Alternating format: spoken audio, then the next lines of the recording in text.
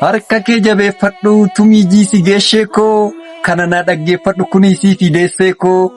quuqama haadhummaa kee gubbaa samiin gitattee kuufama gaarummaa kee gabaa kamii bitattee sa'utuu eela'anii jajjabaachuu fedhanii sa'utuu beela'anii ati nyaadhu jedhanii deegaa foonni hin qalamne kaa garuu qalsiistuu maabaraatii peedaagojiin baranne garuu barsiistuu jaalalaatii. Na guddisuuf dadhabda agabuu natti bultee digirii kee jalqaba arjummaadhaan xumurtee dhoksanii mixiixachuu fedhii kootiif gubattee obsanii ciniinnachuun PhD fudhattee humna dubartummaatiin gadi jettee ol jettee ogummaa gaarummaatiin dooktireetii hojjettee akka sadhabee da'een ergisa si waakkadhaa dhugaa dubbadhee ka'in maqaa keetiin kakadhaa